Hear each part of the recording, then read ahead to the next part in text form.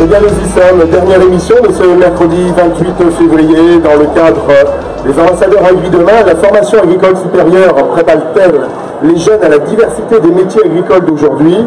Avec nous, et on le remercie chaleureusement, M. Philippe Choquet, directeur Unilassal à Beauvais. Bonsoir M. Choquet. Bonsoir. Bienvenue parmi nous en tout cas. Merci. À ma gauche, M. Michael Jacquemin, agriculteur et ambassadeur Agri Demain. Bonsoir Michael. Bonsoir. Alors bien sûr, on le comprend par les chiffres qui sont, comment dire, importants. Aujourd'hui, j'ai des chiffres clés. L'agriculture en France, c'est 953 000 personnes qui travaillent dans les exploitations agricoles à plein temps ou partiel. C'est 76,6 milliards de chiffre d'affaires. On le précise hors subvention, c'est important.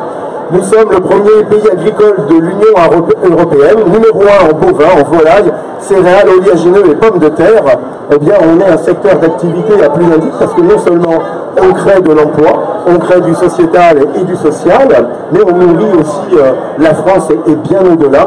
D'où, effectivement, c'est une nécessité de se former. Ce n'est pas un métier comme ça qui nous vient du jour au lendemain, même si la passion peut bien sûr le déclencher.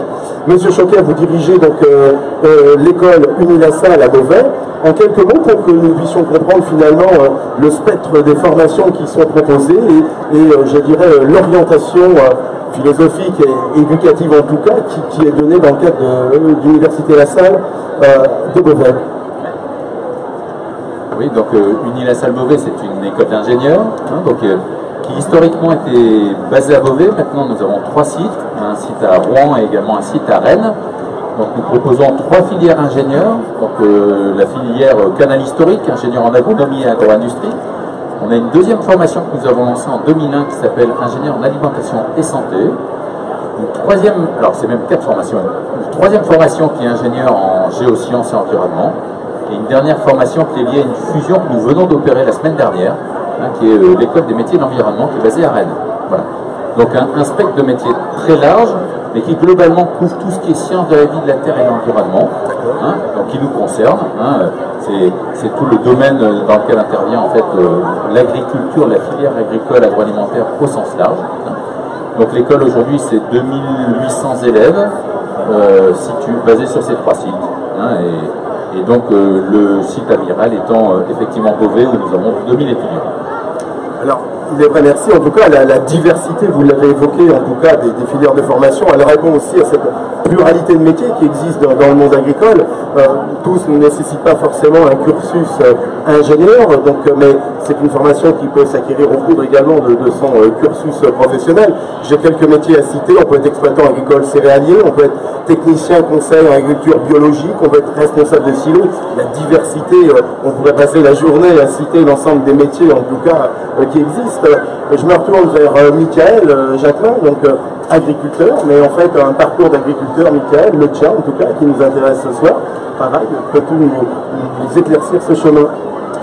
En fait, moi je me suis installé sur une exploitation familiale en 87, sur une exploitation où c'est relativement diversifié. On a des grandes cultures, une douzaine de cultures. On a d'élevage porcin et d'élevage allaitant, donc avec des vaches et des veaux. Et depuis 3 ans, j'ai développé une nouvelle activité qui est l'apiculture. Voilà. D'accord. Alors, ton cursus, toi, tu as un diplôme d'ingénieur, tu es BTS, jusqu'où tu t'as amené finalement ta démarche, en tout cas, d'enseignement? Au niveau formation professionnelle, donc j'ai fait le choix d'un BTS agricole à l'époque, et ensuite suivi d'un BTS en comptabilité et gestion des entreprises agricoles. Et ensuite, j'avais une petite fibre pour l'élevage porcin, donc je me suis décentralisé pendant 1 an en Bretagne pour poursuivre un certificat de spécialisation en élevage porcin. Alors on le comprend ici avec l'évocation de Michael, l'enseignement est bien sûr totalement utile, mais la mise en pratique est aussi certainement fondamentale. Comment ça se passe aujourd'hui, une école d'ingénieurs, la vie des étudiants, une fois qu'ils ont choisi leur cursus, qu'est-ce qui va les motiver, qu'est-ce qui va les guider en tout cas dans leur processus? Alors peut-être revenir un petit peu sur les différents métiers et la diversité des métiers. Et ça expliquera la suite. C'est-à-dire que tout d'abord, il y a tout ce qui est amont de l'agriculture. C'est la génétique, c'est les molécules phytosanitaires, c'est donc tout ce travail-là. Après, il y a la production agricole. Nous avons des ingénieurs qui travaillent ou qui accompagnent. vous avez la première transformation, la deuxième transformation, mais on a des ingénieurs qui vont jusqu'à la restauration collective ou la grande distribution. Alors pourquoi j'évoque la filière? C'est parce que, selon moi, il est important qu'un jeune, si demain il veut être agriculteur, il se soit confronté avec la réalité d'une industrie agroalimentaire. Ou que vice-versa, un ingénieur qui travaille en industrie agroalimentaire traîner ses guêtres dans une exploitation agricole pour qu'il connaisse la vraie vie et les contraintes du métier d'agriculteur, pour que demain, quand il sera acheteur, qui dans une grande surface ou qui dans une entreprise agroalimentaire, puisse se mettre à la place d'eux. Donc concrètement, comment ça se passe pour cette immersion? Ça se fait au travers des cours. Les 3 premières années, c'est plutôt du tronc commun, où ils apprennent à la fois l'agriculture, mais aussi la transformation agroalimentaire, ou le marketing, ou la comptabilité. Et après seulement les parcours de spécialisation. Puis après, c'est aussi et surtout par les stages. Donc dans la filière agronomie, agro-industrie, par exemple, tout le monde doit faire un stage en exploitation agricole. Tout le monde ensuite doit faire un stage plutôt dans une industrie ou un service périphérique, qui fait qu'ils peuvent avoir en fait cette vision transverse des métiers de la filière agricole agroalimentaire, et ce faisant pouvoir choisir en fait le métier qu'ils veulent faire. Oui, vous l'évoquez, M. Choquet, c'est vrai que nous, les consommateurs, le monde agricole souvent peut se réduire à, je dirais, ce côté machine, en tout cas production de produits, mais on a affaire effectivement à des entrepreneurs, il ne faut pas l'oublier, à des gens avec des masses salariales, avec des obligations, des contraintes. En revenant un peu dans le passé, Michael, comment se passait également cette logique de mise en stage, parce que ça doit être aussi formateur, pertinent, ça ne s'est pas passé que dans la démarche familiale en tout cas. Donc c'est vrai que les formations agricoles sont souvent basées aussi sur ces formations de stage, ça a été évoqué, et c'est plutôt bien, c'est une vraie force pour introduire un métier professionnel. Moi, je suis également employeur sur mon exploitation, donc j'ai 3 salariés sur la partie grande culture et 5 salariés sur la partie élevage, avec des postes aussi à responsabilité. Et je peux être que rassurer, et je le savais déjà, que l'enseignement agricole, voire supérieur, était en lien direct avec les entreprises. C'est plutôt rassurant quand on est employeur, c'est indispensable. Le stage, c'est un élément, mais il faut aussi que l'école en elle-même soit en relation avec l'entreprise, que le corps professoral soit en relation avec l'entreprise, voire fasse intervenir des entrepreneurs dans le cursus scolaire. C'est, en mon sens, indispensable, puisque nos métiers évoluent très vite, on nous demande d'évoluer environnementalement, par exemple, mais économiquement, ça devient de plus en plus compliqué, il faut être de plus en plus technique. Donc le fait que l'école soit en lien direct avec l'entreprise, c'est stratégique. Alors Michael vient d'évoquer quelque chose de pertinent, M. Choquet, c'est-à-dire on est dans un monde qui bouge, on l'évoquera tout à l'heure avec le mot numériscus qui est cher en tout cas à Michael, mais comment une école comme Unilassal finalement prend en compte aussi ces évolutions sociétales, environnementales, donc avec forcément des enjeux professionnels, parce que le cycle est long, c'est pas toujours facile dans un cadre de cycle long d'adapter finalement la nouveauté, l'innovation. Comment cela se passe au sein d'Unilassal? C'est vrai que cette connexion en fait avec le monde professionnel, c'est quelque chose d'essentiel. Alors, au niveau du Unilassal, ça se fait à différents niveaux. Par exemple, il y a tous les stages pour lesquels on accompagne nos stagiaires, donc c'est des contacts avec les entreprises. C'est des chefs d'entreprise ou des professionnels d'entreprise qui interviennent dans les cours, en 5e année, comme on évoquait. Après, nous, ça se fait aussi au travers de la recherche. Donc en fait, on a des enseignants-chercheurs qui sont sollicités par des entreprises, ou quelquefois au travers de chefs d'entreprise, et on réfléchit aux besoins de l'entreprise demain.